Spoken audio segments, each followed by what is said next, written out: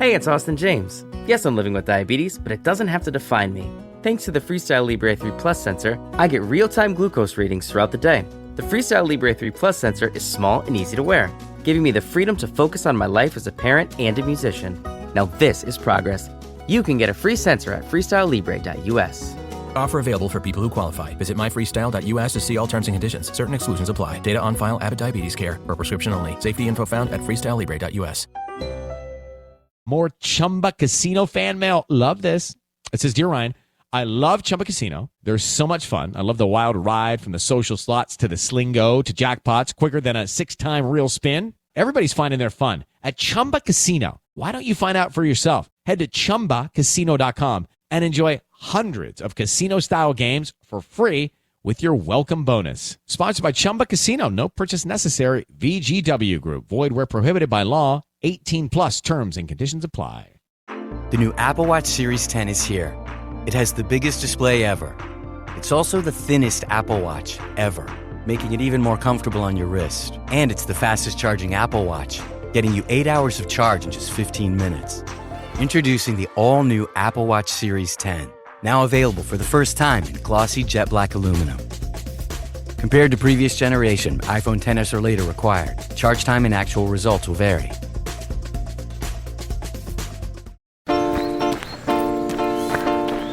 At New Balance, we believe if you run, you're a runner.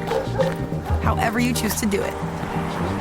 Because when you're not worried about doing things the right way, you're free to discover your way.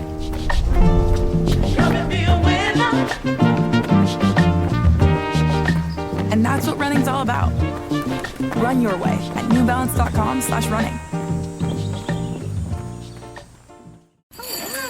This year, Santa's bringing the power of Energizer into his workshop. Whoa, the Energizer Bunny's got so much power. Wait, he's powered up all the toys. I think that means we're done for the year. I love this bunny. He's the hardest working helper the North Pole has ever seen. And he wants all your gifts to have the power of the #1 longest lasting AA battery. So this holiday season, stock up on Santa's and the elves' favorite battery, Energizer Ultimate Lithium. Drink it in, man. Cornbread! Cornbread! Touchdown, Detroit Lions! Drink it in, man.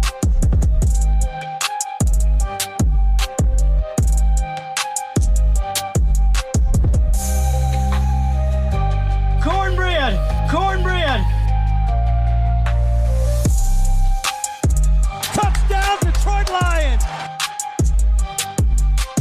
Drink it in, man.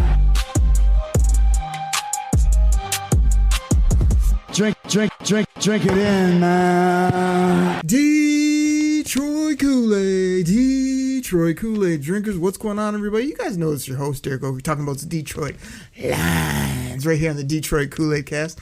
Serving up that delicious Honolulu blue flavored Kool-Aid. Say it 3 times fast. Drink it in, drink it in, drink it in, man. 3 times fast with a double-sided cornbread. Cornbread! Cornbread!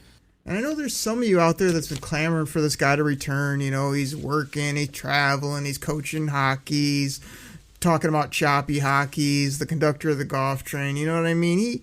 He makes an appearance from here to there, and otherwise I do all the heavy lifting, but that's neither here nor there.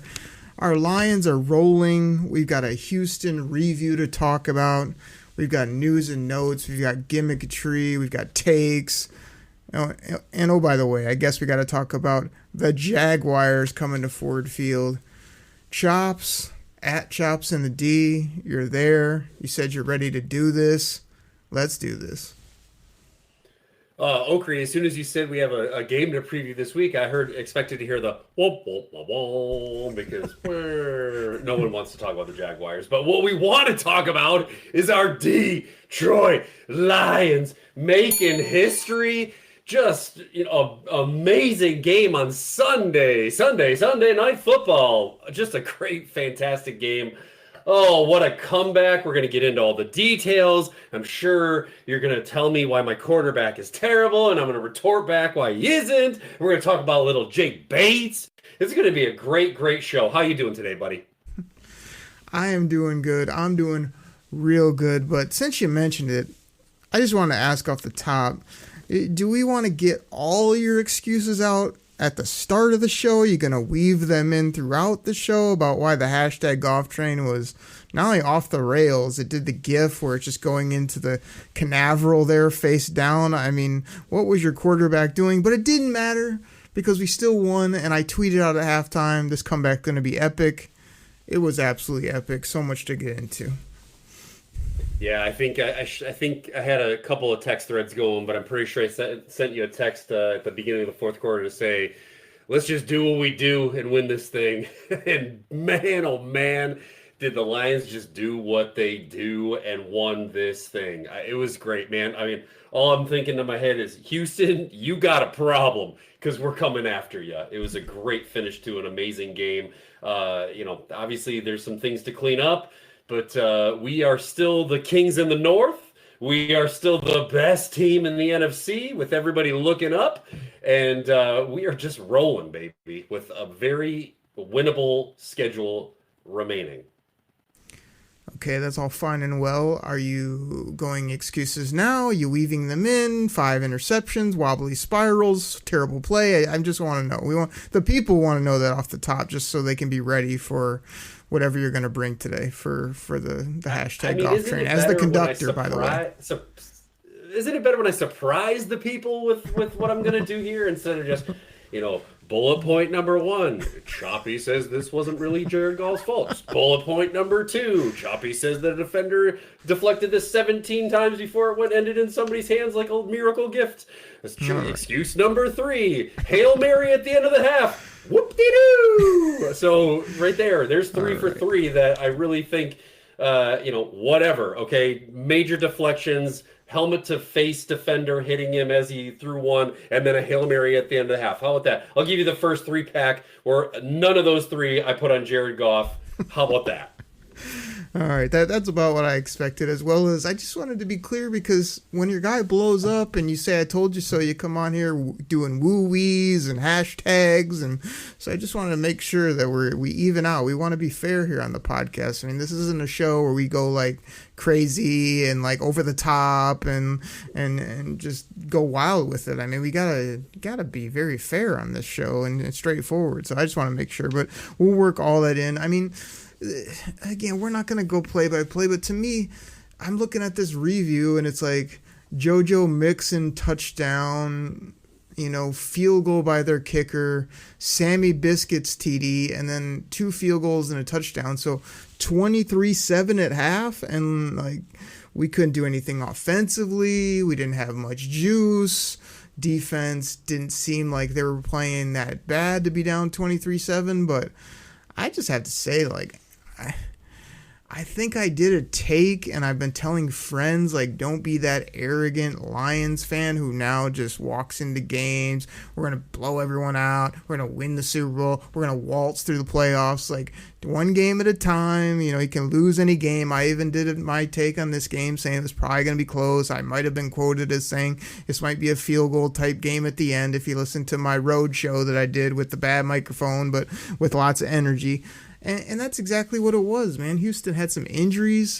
They have a good team, a good young coach, good quarterback, good players on both sides of the football. And they took it to us, but, like, I'm just sitting there going, like, I mean, I wasn't standing up going crazy like normal. I was just sort of laid back going, all right, like 23-7 didn't look good, but we're still in this. We'll find a way, and then halftime hit, and then we'll talk about what happened after. But how were you feeling about the beginning, and just kind of like, did you feel this was an automatic loss? Were you down, or were you just like, like Freaky Campbell's going to find a way with this team?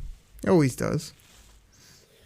Yeah, so I really want to start by saying, like, it was so. I think anybody who follows me on the Twitterverse there at the at Chops in the D realized that I was actually in Houston this week earlier in the week. And of course, I'm going to be rocking the Lions gear.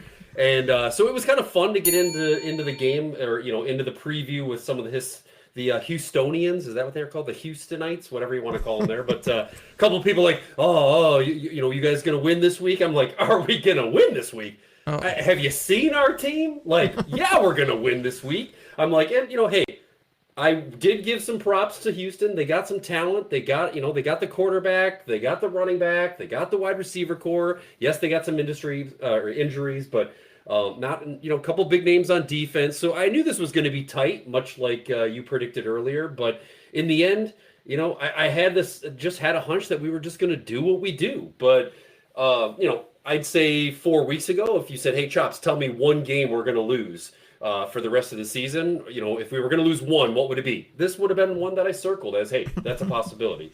But neither here nor there. Here we are. It's 23-7 at half.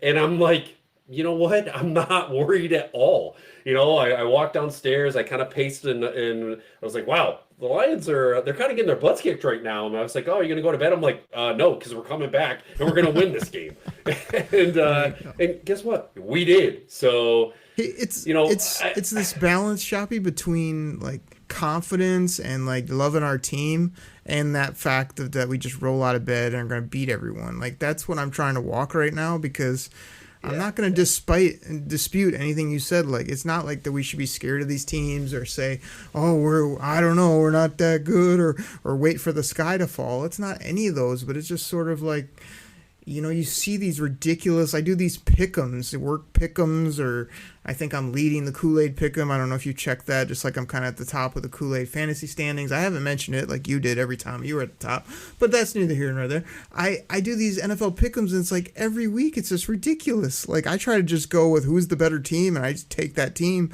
but like every week some horrible team beats a really good team, and a really good team barely squeaks by a mediocre team. It's absolutely crazy. So I think that we just got to find whatever that balance is of confidence, but not this, oh, we're the Lions, we're just going to like beat everyone and waltz through and Chiefs who. Like, I think that's going to be tough. But I mean, on this show, we might do more of the like Chiefs who, no one can beat us, we're going to score 40 every week. That's kind of what we do.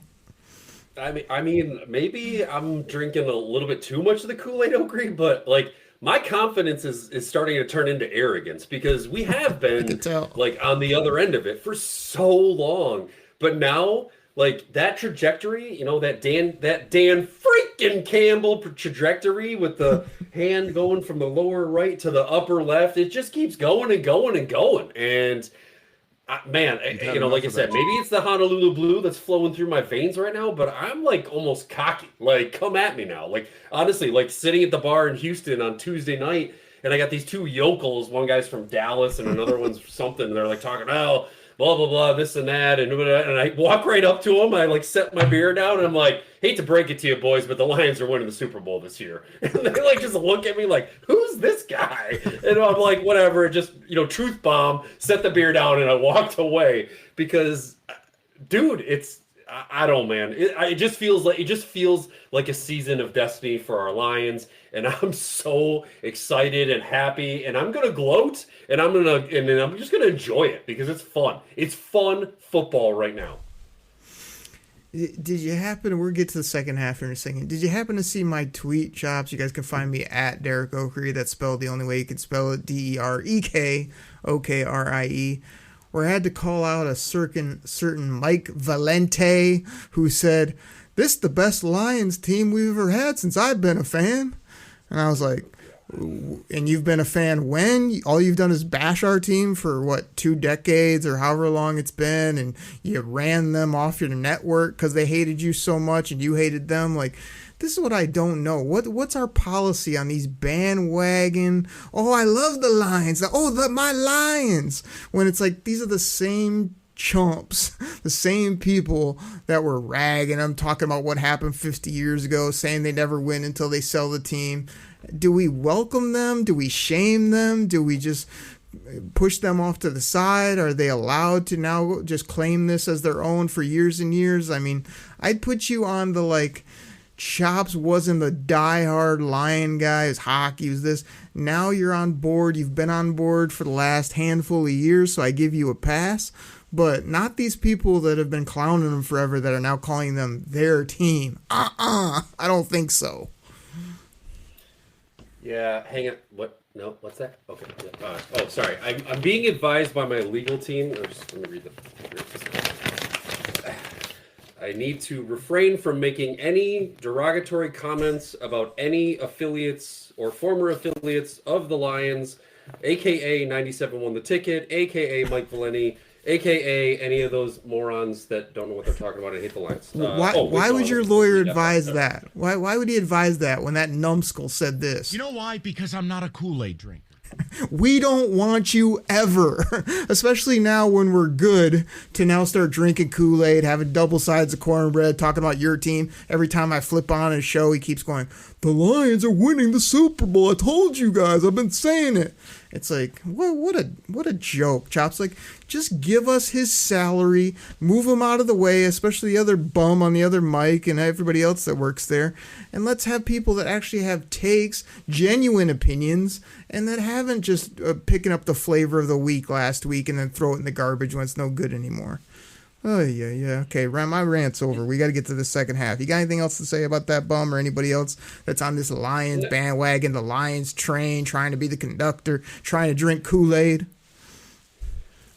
Okri, I mean, listen, I'm okay with people coming back to this team who had given up a little bit here and there, but I'm not okay with the people that have not just given, like, there's a difference between being frustrated and a difference between dogging the team every day from 2 to 6, Monday through Friday, 6 days a week, 7 days a week, pissing and moaning and say, like, those people, you're done. Like, you have no excuse. You are not allowed back on the hashtag golf train or any Lions victory. You better not be at the Super Bowl parade when it comes to Detroit. Like, you're off, bro. You're off. The others, I might have some room for you. They'll tell you they knew it all along. They just were disappointed in the organization. Oh, they were just moving the goalposts. They were just waiting for an actual good football team. Well, now we got one, and now everybody's all aboard, as one of your drops would be here on the show. All right, so I had to get that off my chest. Chops, let's do some gimmickatry here, because start of the third quarter, it was Demo. It's Demo, right? Oh, come on. We're going to start this all over again. You know that it's D-Money with the 3-yard touchdown run. I don't think it is. Right off, I really don't think it is, because I think the people know that it's Demo, faux show, another SCO, let's go, you know? I don't know. I think that the Twitter poll disagreed with your whole Demo versus D-Money, but that's okay. That's okay. I thought we let the people speak, and they spoke, but that's all right. We can keep going back and forth on that. Either way, the dude's in the end zone. All right, and what I love so much about Demo is like the way he just gallops on people. He does these like jump cut running like he's falling down, but he's really not, and then he'll bury you in the ground with his angry run scepter. Shout out Kyle Brandt. He just looks awkward yet amazing every time he runs, and I mean he's just the man. So he gets us in the end zone 23-13. And then, Chops, I'm looking at this next play by the Lions, because like early in the second quarter, it was like Texans, Lions, and then 3 Texans logos. Now I'm just seeing all Lions logos here in the second half. But this one I think you'll like, because it was by Amon-Ra. You know who that is, right? Our receiver who just says nothing wrong ever. Yeah, that was pretty good. That was pretty good. You know, it was kind of not quite as good as the Amon-Ra that we've heard in the past, or maybe my breathy, like my more breathy, my Amon-Ra, more majestic. But yeah, our boy ARSB doing what he does, kicking us off with the fourth quarter tug that we needed to pull within 3. Again, St. Brown, man, I know the streak ended. I think it was like 30 straight targets with catches, completions. Jared Goff to Amon-Ra. Just great stuff. So that ended this game. But man, all this guy does is score touchdowns. 7 straight games with a tug from my boy Amon-Ra. And the favorite my favorite part about this play is this was like a ball that Jared Goff could complete. I mean, it was like a sideways 3-yard pass. I think I have it on good record. It was a half of a spiral, right to Mr. St. Brown, ARSB, and then like just the blocking is just immaculate. He just walks in the end zone untouched. So that was a beautiful play. And then so that makes it 23-20. I mean, early on in the fourth quarter, and then we just kind of like couldn't get any more points. We couldn't really get anything going. There were lots of like turnovers back and forth. I mean, a lot from your quarterback. Chops, I hate to say it, but it needs to be said every week that my boy Brian Branch was just not only is he all over the field. I already did my rant on bandwagon people, but everybody is on my boy Brian Branch now. I mean, people are calling him the best safety in the game. People are saying that he's a top 20 player in all of football. They're saying he's an all-pro. Like, Chops, did I not try to tell people this leading up, and especially when I was live on the mic on draft day while you were out having a penal? What were you having? A coconut drink somewhere in the Bahamas. I don't know where you were, what you were doing, but I was yelling Brian Branch, please, for like a round and a half. And then Brad Holmes, he heard the live feed. He's got me my room tapped. He was like, Okrie says I need to go get this guy named my boy Brian Branch. And then he made the call, made the trade, got him. And he's an absolute ball player. This guy jumps off the screen. He's just flying around tackling people. He's always around the football. Like, I mean, I'm so proud of my boy Brian Branch. That's all I got to say. Yeah, I mean, look, I think that between you and I, we've been banging the Brian Branch drum since before the draft, like 2 years ago. We were both really high on this player. I could not believe he didn't go in the first round. Just a hell of a pick. Again, by the master, Brad, always open for business, Holmes. And I have to make a little correction here before your whole thing. After the Amon-Ra touchdown, there were no drives that did not result in scoring from our Lions, okay? All that craziness happened prior to that. So Amon-Ra scores his touchdown, and then after that, all we do is score another field goal and another field goal to win the game by my boy and your boy, the boy who someone doesn't like. You can call her out, Jay Bates. Oh, I know we got to wrap this first segment, get our great sponsors in, but I still have takes we didn't even get to. How about our boy? I think you did a little passive aggressive, like trying to say that he's your boy Brian Branch when everybody knows he's my boy Brian Branch. I have to put out this tweet like 3 times daily just so everybody knows, especially now with everybody trying to claim him. But can we give some love to our boy #JMoFast out there making plays? And this isn't even like where his legs are going crazy like that. Like #JMoFast was making contested catches. Yes, some of them were double catches or bobbles, but he was getting like hammered by people, moving sticks. I mean, I was like more impressed by these than wide open 50-yard touchdowns from number 9. That we got to say that first and foremost. And I mean, since you brought it up, like as we record this podcast, it's days later. I'm still waiting on an official public apology from the great Natalie Sparbeck. You guys know who she is on the Twitterverse.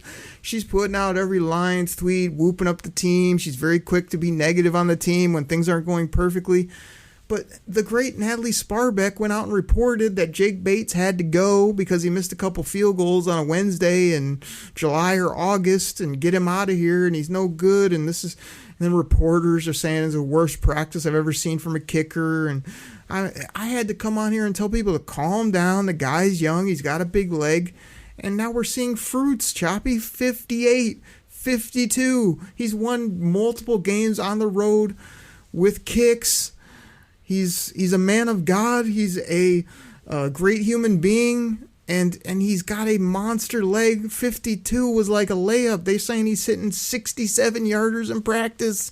Like, what an ending. I don't care if these were close to the goalposts or not. Like, to win the game in that fashion, to come back from 23-7 and make it 26-23 for the Lions. That makes 7 in a row. Chops, the only game they didn't win is the one that we attended. I'm sure you remember that. So we've seen the only loss in person all year. Every other game's been a big old dubski. And speaking of dubskis, Chops, like, we watched this game, they were up, they were down a lot, then they got up, and then they won late at the buzzer, and all I gotta say is, easy dub. Easy dub, Choppy, let's go. Easy dub. Love the gimmickry they got there going there, Oak. But no, look, there's we got to wrap this up because we've been going now, but man, I thought it was actually more exciting that those field goals were close. Because it wasn't just, right down the middle. And by the way, I don't know if people noticed this, that 58-yarder, that, like, sailed through the uprights. It was not slowing down. Like, that would have been good from over 65.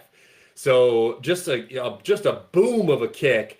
And happy for Jake Bates, man. Again, like you said, man of faith. It was great to see him give the shout out to our Lord and Savior afterwards. Just awesome to use his platform that way. Gotta love it. And hey, you took the opportunity to dog my boy Jared Goff, but I'm going to give him some of his flowers because all he did in the fourth quarter when we needed to get going was 3 scoring drives, 6 for 8 for 65 yards, 1 tug, and getting us in field goal range on both of those other drives. So, yes. It was a rough start for Jared Goff with the 5 picks. Again, really only 2 that I'm going to put on him. But, man, when he needed to, he delivered at the end. That's about as good as we're going to get from at Chops in the D, the conductor of the hashtag Goff Train, everybody. A very slight mention of 2 picks out of 5 that were his fault, maybe, and then a circle back to the couple plays he made at the end that sort of helped us win, even though I chalked this up to the defense. I chalked this up to my boy Brian Branch, Shamo with some big catches, the guys that found the end zone, and Jake Bates winning it for us at the most clutch kicks that we've seen in a long time since the days of Prater and Jason Hansen back in the day. So I loved it, man. What a great win. Prime time. Everybody got to see the grit, the focus, the just unabashed, I don't even know what to call it anymore. You just throw that grit word out there, but it's just like, we're not going to be out of any football game ever. I don't care what the score is. I don't care who the opponent is, where we're playing. It doesn't matter. These coaches, these players, this team are going to be in everything from now until the end of this season and far beyond that, man. I'm real excited. So, Chops, if you want to end with anything, but we're going to get our great sponsors in. Everybody, it really helps out when you listen to those, fast forward through those, share those with people, share the show, check out the show, like the show, retweet the show. And we're coming back. We got to do news and notes. Clown on the Jaguars. It's becoming a running gimmick on the show where we just make fun of the opponent, say how we're going to blow them out, and give a few nuggets here or there, and then just talk about how we're going to, just keep on winning and be the number 1 seed, head to the Super Bowl and win it. That's kind of what we do. Okri, I think that people are going to want to stick around for the second half because you may get an opportunity to hear at Chops in the D admit that he was wrong and offer an apology.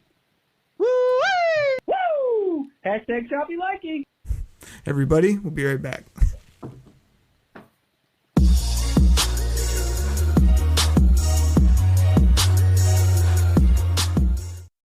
¿Hablas español? Sprichst du Deutsch?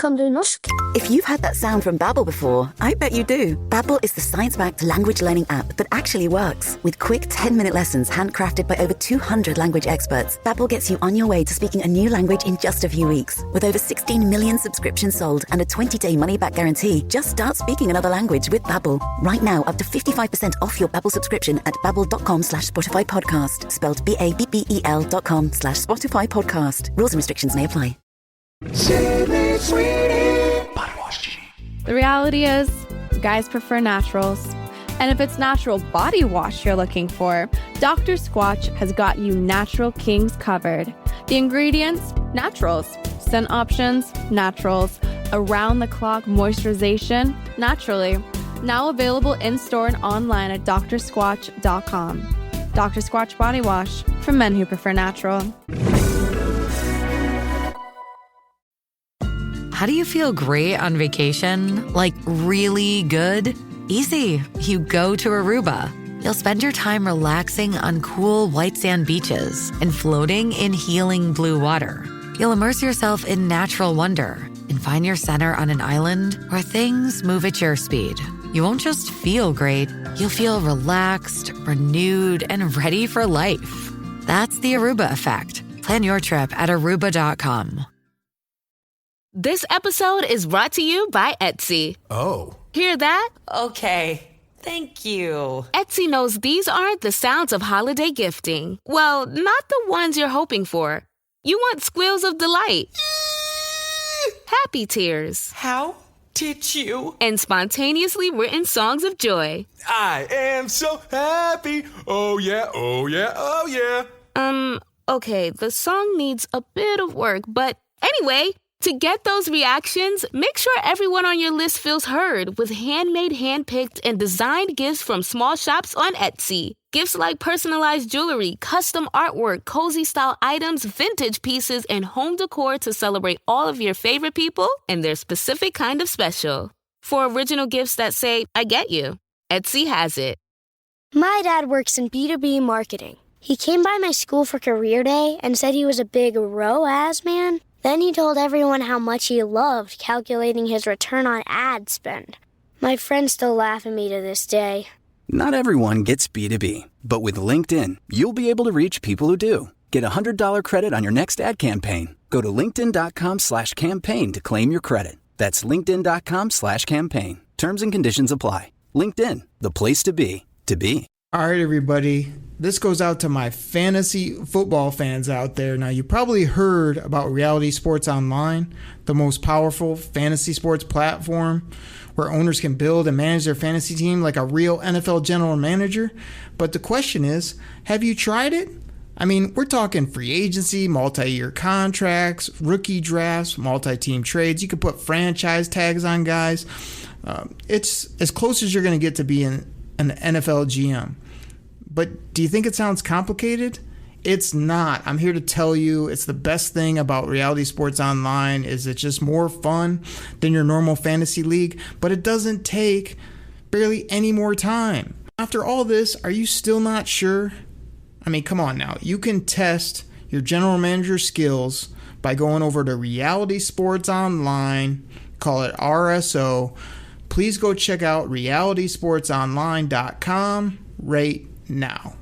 So, you want to be a marketer. It's easy. You just have to score a ton of leads and figure out a way to turn them all into customers. Plus, manage a dozen channels, write a million blogs, and launch 100 campaigns all at once. When that's done, simply make your socials go viral and bring in record profits. No sweat.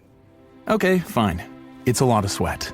But with HubSpot's AI-powered marketing tools, launching benchmark-breaking campaigns is easier than ever. Get started at HubSpot.com/marketers.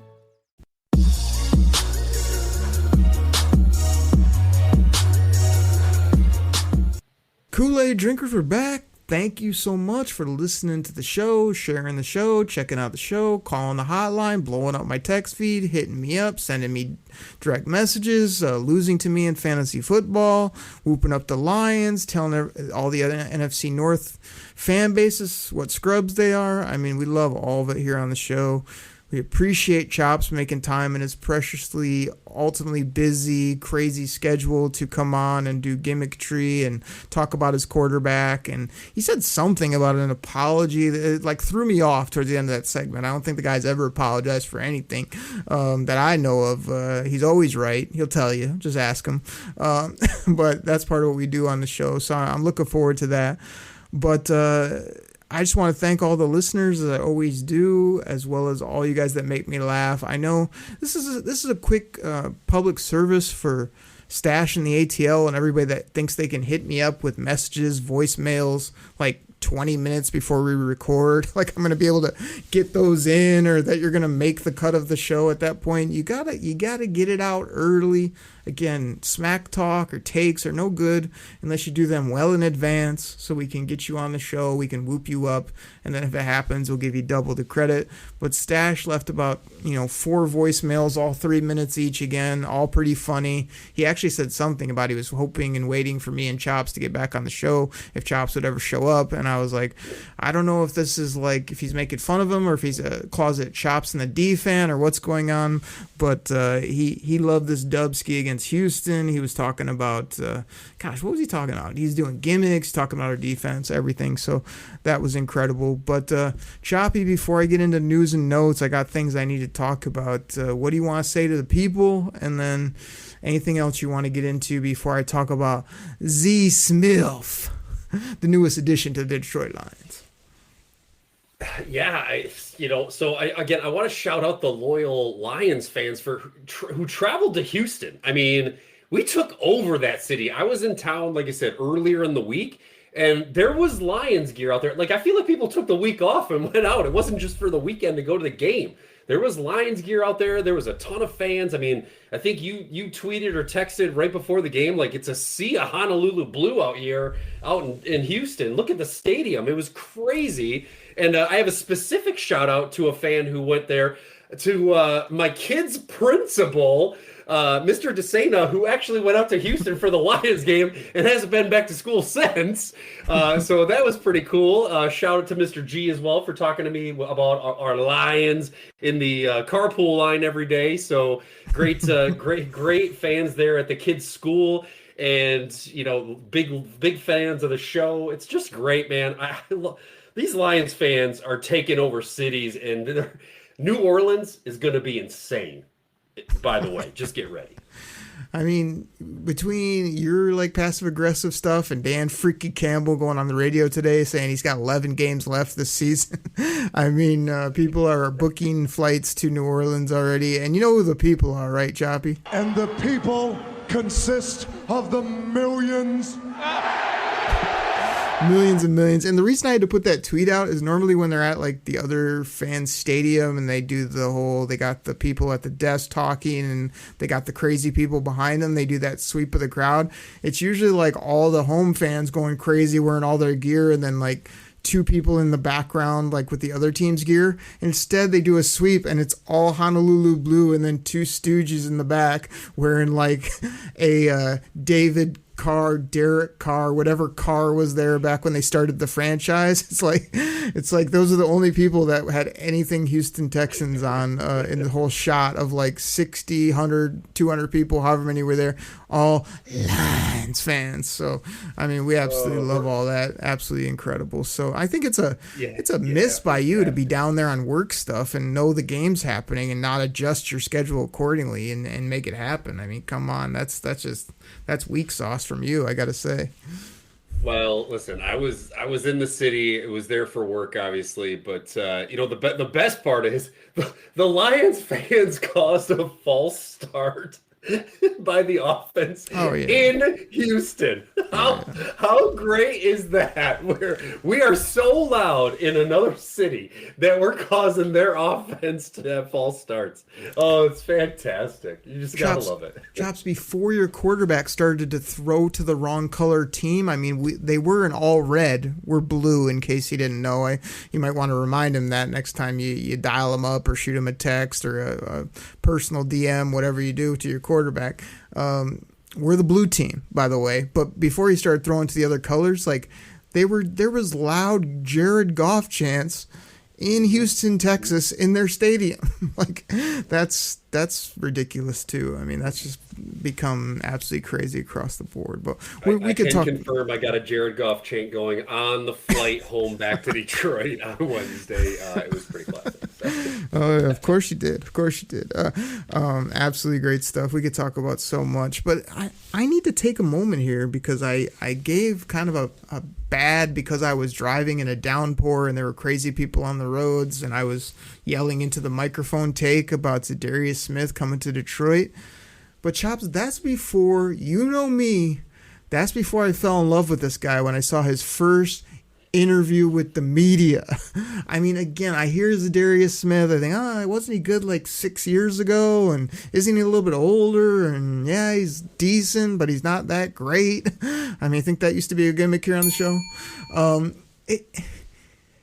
I heard like 2 minutes of his interview. And this is another thing. Chops, you think anybody doesn't listen to the pod? I mean, the numbers are crazy. The millions and millions we talk about all the time. Like, the minute I tweet this out, this is all I've heard since. Zadarius Smith, or Smith, S-M-I-F-F-F-F, yes, in case you've been listening to the show since the inception, I had a Kevin Smith jersey with like 8 F's at the end, back when I thought he was a thing, or when I thought that was funny. Zadarius Smith is Rasheed Wallace incarnated. He looks like him. He talks like him. He has grit like him. He's grimy like him. He's loud like he was. We traded, in case you didn't know, I know your hashtag choppy hockey. We traded mid-season for Rasheed Wallace, and then we won a championship. We've now traded for Rosco, a.k.a. Z Smith, the new Rasheed, for the Detroit Lions, and now we're about to win a chip again. Like, future and past are colliding. This guy, he says everything right. He already loves the city. He's rocking buffs. He's got Made in Detroit gear. Shout out to our guy on Twitter. He's going to Piston games. He's nasty. I love everything about this guy now. I can't believe that we would have even thought about anybody else. This is the perfect player at the perfect time, at the perfect cost, for this team, which is a perfect football team right now. I love everything about Z Smith. Let's go. Oh, gosh. Leave it to Oakrey to dog the guy and then hear one interview from him and be like, oh, I love this guy. Oh, it's just like these guys at the combine. You're like, oh, he looks so good in his running shorts, and he just talked up a whole good game. I love this guy. We gotta draft him. Oh gosh, right? Like, look, I'm not gonna.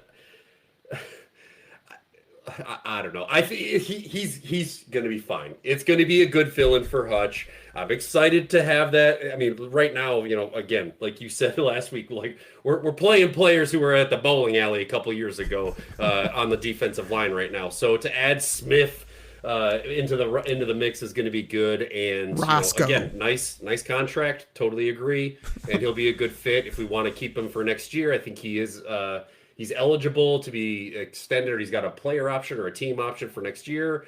So it'll be good. I'm excited to see this guy out there in the Honolulu Blue. And you're right. He does got the swag. He says all the right things. He's got that grit already. He was out there coaching up the D line in his street clothes during the game, which you're like, oh, all right. I like it. So I think these guys are going to respect him, and he's going to be good. This guy's going to be better than good. Call him by his new...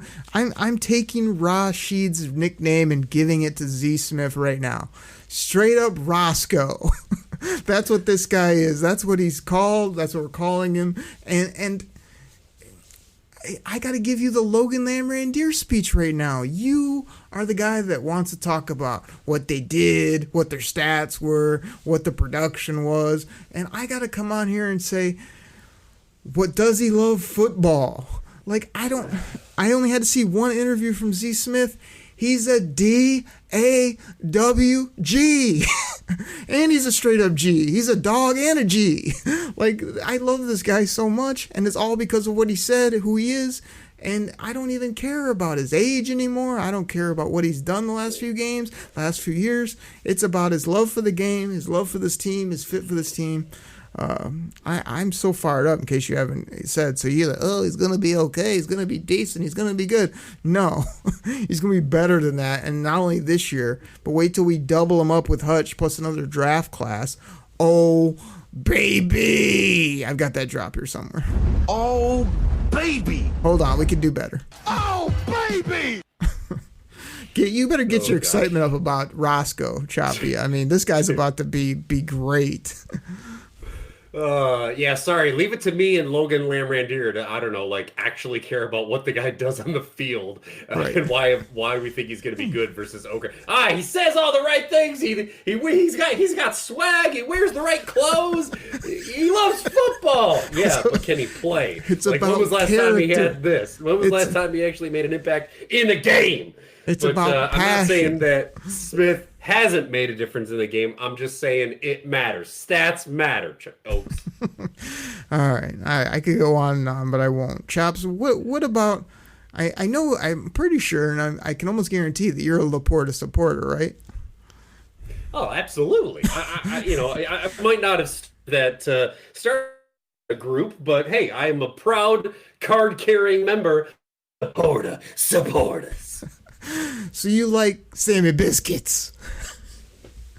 No, I do not like Sammy Biscuits because that is for Teddy Biscuits. I like the Laporta supporters. No, we transferred the nickname. Sammy Biscuits has been good for a while. It's always funny to say during the game. But here's the thing. Were you a Laporta supporter and a fan of Sammy Biscuits where you took him as the number one tight end in fantasy football and said he was going to break all these records and he's the greatest thing since sliced white bread? Were you that guy? I definitely had him in my top 5 for the fantasy tight end situation, which has not worked out. But also, how's your Kool-Aid League doing, by the way? How's that Kool-Aid fantasy team doing? Just checking.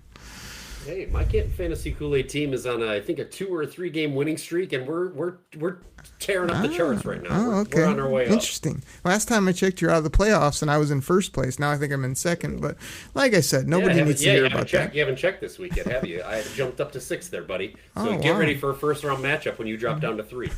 Nice. And I'll probably have injuries like last year where you snuck out a win because I had no starters. Okay. Right. Here they go. You're already making excuses, injury excuses for play. You're right, Oakley. I'm sure you'll have injury excuses. I got injury excuses, Chops. We could do a whole 2-hour show on my fantasy year where I have got screwed. I've won games. I'm doing great in all my leagues. I hate a couple of my leagues.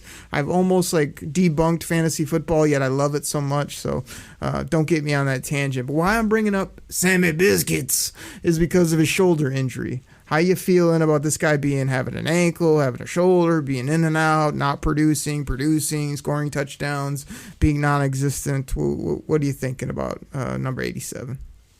Look, I mean, I still absolutely love him, and I know that he's not putting up the crazy numbers, but he's still 25 receptions, 3 touchdowns, and he's still Jared Goff's go-to behind Amon-Ra when we need a big first down. I mean, he had a nice touchdown this week, a couple big catches, I think for first downs or to continue drives on. So, the Laporta supporters are still happy with the production there. There's only so many passes to go around, but I am concerned. The thing is, excuse me, this guy does everything. He's not just a receiving tight end. He's out there blocking. He's out there shoving guys. He's opening up holes for David Montgomery and your boy, Jahmyr Gibbs. So I am concerned with this ankle and shoulder situation he's got going on. Yeah, shoulders can linger. Dan freaking Campbell said it day-to-day. He's unsure. We'll see what happens. I mean, we'll get to what I'd do for the Jaguars here coming up, but I'm a little concerned about that. This isn't like news and note. Well, here's 2 quick follow-ups on your Laporta take. Okay, great. You told about his player and this and that. What I really want to know is, what's your take on the Sammy Laporta mustache? I mean, he seems to like to rock this thing like it's cool. I think I did a rant weeks ago about I don't know why everyone thinks a big furry mustache with no goat or no beard looks good on anyone. It's like Mario from the video game, and that's about it that can pull this off. But you have any takes on why he does this and why people think it's cool? I have 0 takes on any other man's facial hair.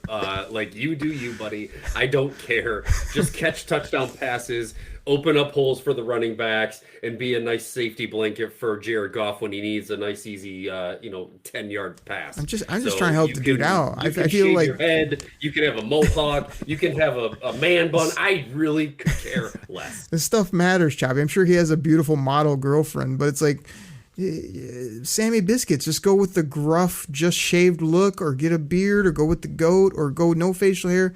but don't have this furry thing on your upper lip. It's just stupid. It makes no sense. It makes you look like a crazy bum. I promise you that guy's pulling in better talent than you or I ever had. So who am I to judge? Well, we get that. I'm saying the look. The look's not good. Okay. Now, here's another thing I want your take on. This isn't news and notes, but like, do you think we got enough out of DJ Reader? To me, it was, big signing. He's going to do this. He's going to do that. He really hasn't popped on film yet. I do see him out there a lot more now. I notice, that he's in the game and Big Mac, aka Honey Bun, aka Twinkle Toes, aka is really making some plays, so that's a good thing. But how you feeling about DJ? Go DJ, that's my DJ. Go DJ, yeah. Are you good to go with DJ? Should DJ go some more? Does he need to go based on his production? How you feeling about DJ Reader? I definitely had higher expectations for DJ Reader coming into the season. I thought he was going to be a really great pairing and just kind of be big and nasty in the middle there with Aleem. I mean, I'm looking at 11 tackles and 1 sack. I mean, he's played 8 games, 8 out of 9. Especially with the injuries that we've had on the edge, I would have thought that he would have had a little bit more production on the interior there. But, they are... At this point, I don't know who I am to be dogging anybody on the defense right now, because they've been really, really good for quite a few weeks now. So, maybe he's not popping out on the stat sheet, but their run defense has been solid. Do you want to change your stance on a guy that, I don't know, you deemed ain't good? Instead of calling him by his government, which AG's government is AG, you could just ask AG, and AG will tell you to call him AG. If you know AG, you know this about AG, and you called him ain't good. You want to apologize? You want to make a change of that fact? Do you want to go back on something you said for the first time ever? I mean, you promised an apology earlier, and you're trying to skate past it like you did your whole Jared Goff almost clunking up the game in Houston. Like, I think I'm not going to let you get by apologizing to his official name is Aaron Glenn, a.k.a. AG, not ain't good. So you could start there, and then whatever else you got up your sleeve. I'd like a double apology. That really boost the numbers and be good for the people here. Well, it's funny that you mentioned that because, and let me get out the statement here from the. Oh boy, no. Since I called out Aaron Glenn, AG, ya boy, and called him ain't good. Since that show, I'm just gonna run it down for you. The Lions are top 3 in touchdowns allowed. They are top 3 in rush defense. They are top 5 in scoring defense. They have 7 straight games with an interception. They are top 2 red zone defense. They are the number 1 team in third down defense. And they are allowing a very, very impressive 17.2 points per game since Chops called out Aaron Glenn. So that is incredible. You're welcome, people. I think Aaron Glenn took it personal when I called him ain't good, and it really got him dialed in with the defense. That being said, I officially apologize to Aaron Glenn, AG, as you like to call him, because I was disrespectful, and I did go a little far with calling him ain't good. Because he's been way better than good. He's been Aaron great the last couple of weeks with this defense that he's running there. He has groomed 2 of the top 5 safeties in the NFL, potentially the defensive player of the year, in my boy, Brian Branch. And I understand. I got it in my head, dude. Yes, Beetlejuice, that's right. Also, Kirby Joseph, Curb Stomp, number 1 in interceptions. He's got a pick 6 under his name. These 2 safeties are ball hawking and tackling and smacking and slamming and catching and stopping the run, stuffing the. It's been fantastic. And I have to give a lot of credit to that to AG. Aaron, great. And that's the bottom line, because Stone Cold said so. Drink it in, man. Cornbread! Wow. Now, here's the funniest thing about the show, people, that you guys don't know, even though we say it from time to time. We literally like jump on here, hit the big red button, and just talk and do things. And so I had like no idea that like my rant of needing him to apologize to AG was Chops going to apologize to AG. That literally just kind of ran together into one. And that's the magic of this show, is it just kind of everything happens all on the fly and we just roll with it. So very, very perfect timing, Choppy Chop, as well as very well-deserved and very upstanding of you to finally realize that he's Aaron great, not ain't good, as you said live and in person when they lost week 2 and we thought we were in trouble because your quarterback was horrible. So good on you there. The only other thing I got like on news and notes, I know we got to talk for at least 2 minutes about Jaguars and how we're going to beat them by 2-3 plus touchdowns. I said it earlier, like things are going so well across the board, on the field, off the field, with the coaches, with the being America's team, being the favorites, being number 1 seed, power rank number 1. Chops, is it too good?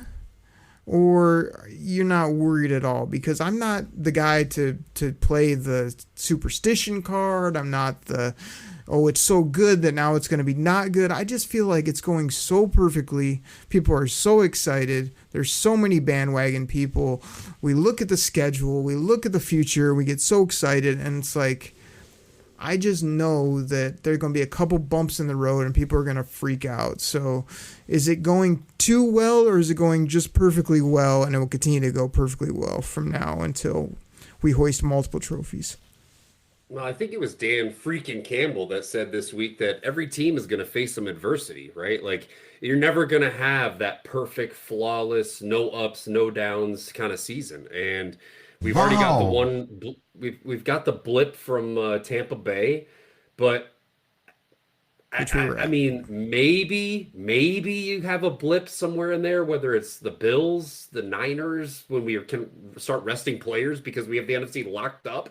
But I just don't see any. No one scares me right now. Yes, the 49ers are getting Christian McCaffrey back, and their record right now is, it's pedestrian. Yes, the Buffalo Bills have Josh Allen, and they're, the cream of the crop behind the Chiefs in the AFC. But this could legitimately go, like, we could not lose another game for the rest of the year, Ogre. I really could see it happening. Winning the Super Bowl with one loss all season. Seriously. See, Chops, like, we can't go long in this segment, and this is non-Kool-Aid-like of me, but you don't win like 10 plus NFL games in a row. You don't like lose in week 2 and then run the table. That's not going to happen. Like, I don't want them to lose the number 1 seed or the home field throughout, but I still see 2 to 3 slip-ups from here on out, or how'd they lose that, or, we got screwed by the refs, or,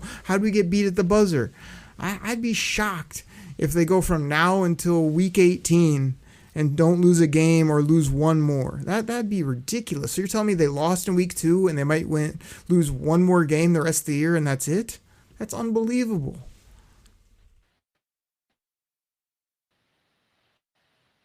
Yeah. Brand new Lions, Okri. This isn't just some team. This is a team of destiny. Okay? We've taken our lumps and we've had our times of downtime, and what is wrong with me thinking that we can just literally run the table and win the next 11 games?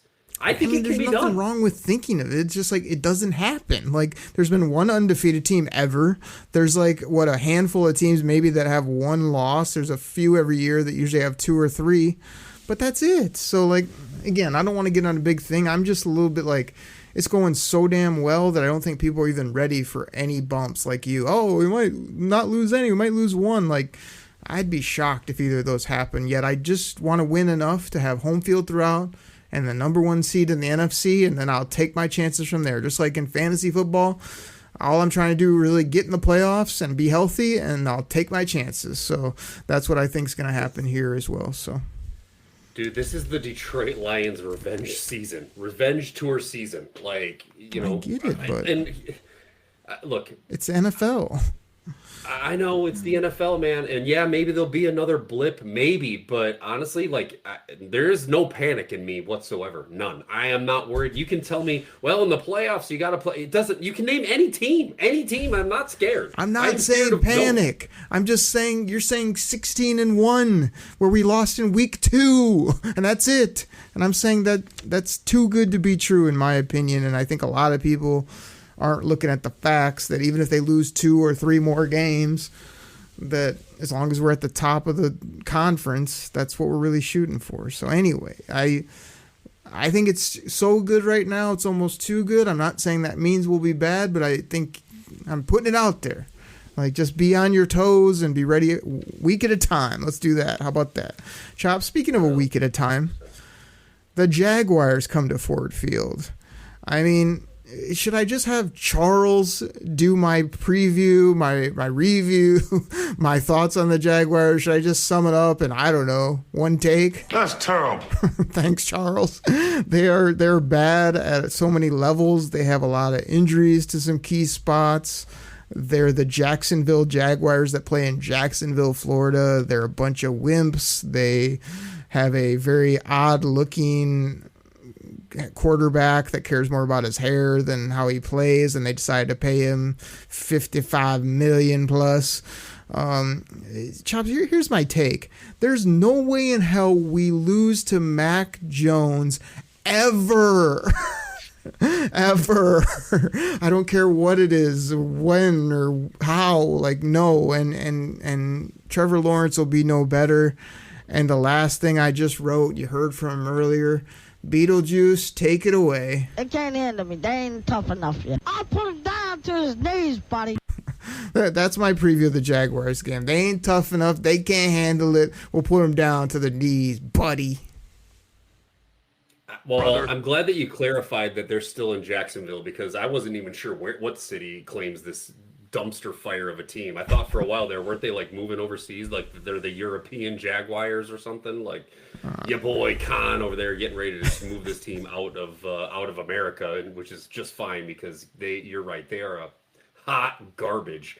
I feel bad for guys like Brian Thomas Jr. stuck on this terrible team, because that guy's got some huge upside. I was banging the drum on Brian Thomas Jr. As a great wide receiver coming out, and he's bald, man. But T-Law, he's bald. Mac Jones, it doesn't matter, man. It doesn't matter. He's not bald. Brian Thomas has hair. He's bald out. Oh, okay. Come on now. He's not Charles. That was terrible.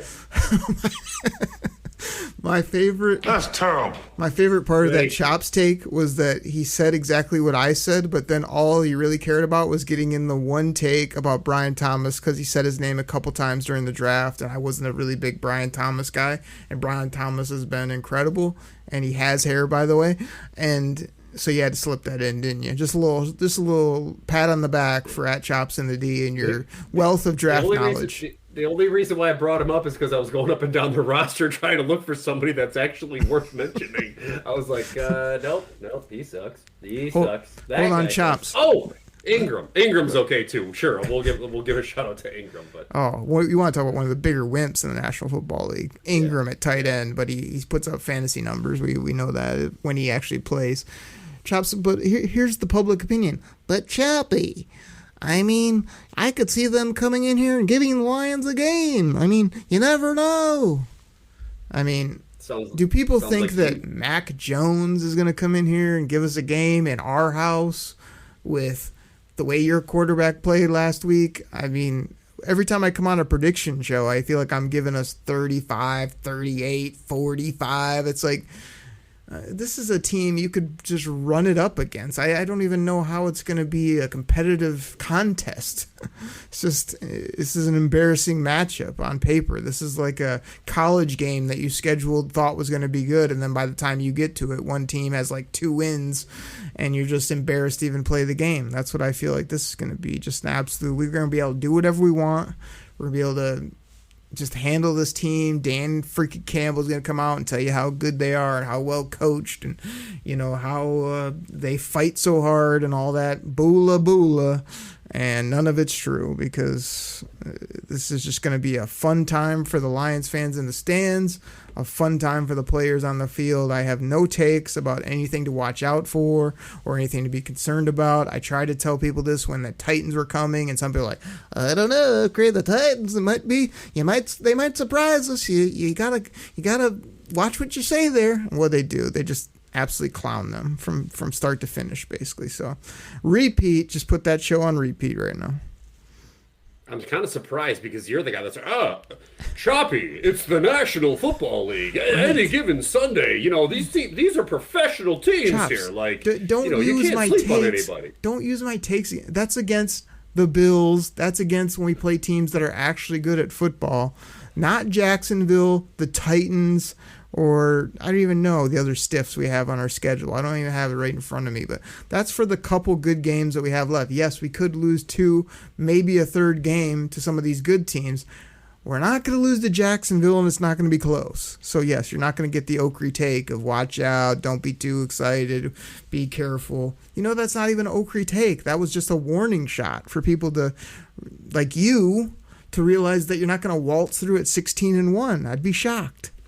But you ain't going to lose to Jacksonville either. I would be absolutely floored if this game's even any close from quarter 1 to quarter 4. I can't disagree. Look, it's back in Ford Field. The Pride is ready to host the Jaguars. 1 p.m. kickoff. The Lions are a 13-point favorite, which in the NFL is just blatant disrespect. So I think the over-under set it at 47.5, and that's because Jacksonville might not score a point. So... Chops, here's a little nugget for you as we end the show. I expect your boy Jared Goff to have a big game. He slipped from the old MVP talk because, I don't know, he threw 5 picks, and the other game he had 8 passes, for no yards and stuff like that. So he's out of the MVP race. I know you're sad, but he'll have a big game here. He'll throw it, score a bunch. Here's my other take. Sit guys out that are hurting. I don't know that we need Sammy Biscuits. I think other guys that are ailing, hey, give them a week off. We'll catch you next week. I know we're giving a lot of disrespect to the Jaguars here, but why do they even deserve respect? They play in Jacksonville. But my other thing is pedal down, man. Just like do what they did against Dallas. They went into Dallas with a burr under their saddle, buried them, and kept it down and absolutely trounced them. Do that again and just score a bunch of points, be fun, do a couple things for the fans, play good defense, get some turnovers by Curb and my boy Brian Branch, and let's see Terrion get his first one. Let's see him get a football. And this is about the time in the show, Chops, because we went long because, like I said, we just talk ball and laugh and have fun. This is where we do our score predictions. I did a kind 35-20 Dubski, straight up easy dub here for the Lions. It's going to be fun watch, easy watch. You don't have to get all hyped about this one. If you want to leave your favorite jersey in the closet, you can, because this should be a walk in the park for the Lions. A nice fun football game at home for the fans. That's what I got. I'm surprised you're giving them 20, Ogre. That was very generous. Very, very generous. That's true. I'm going to just be blatantly point. disrespectful and say it's going to be 49-13. 49. I like your score Lions. Better. Total pantsing of the Jags. The Lion Pride will shred the Jags, and whoever their quarterback is this week, whether it's T-Law or Mac Jones or whoever, is just going to go home crying and probably be beaten, battered, and bruised. There's no question, Chops. I respect it. I could see touchdowns from your boy at wide receiver or ETN, maybe, things like that, especially once it gets late and H2O comes in and all our guys from scrubbing the bowling lanes get out there and we're just running through like it's 11 on 11. That's where I see them getting points late, but I would like your score a little bit better. So, Chops, we could talk for 2 more hours. We could entertain ourselves and the people. We could play more drops. We could do more gimmickry. We could rant and rave. We could give takes that are actually entertaining other than things you listen to on the radio or other sports channels here that put you to sleep or annoy you because they're just full of garbage and just phonies and fakes. There are some good ones out there, don't get me wrong. I'm not going to name them. You guys know who they are. Everybody, chop, you got anything else? You going to hit the people with something on the way out? What are you doing here? Okri, I mean, look, it was kind of depressing to end such a fantastic show talking about such a horrible team that we have to play. But look, the Lions are ready to roll. It's on our way to the Super Bowl. We got the holiday season coming up. It's almost Thanksgiving. We got some divisional games coming up. We got some bigger opponents coming up. This week is going to be, like you do, as you call it, easy dub. And let's just roll through, and we'll catch you next week on the Detroit Koolaid Cast.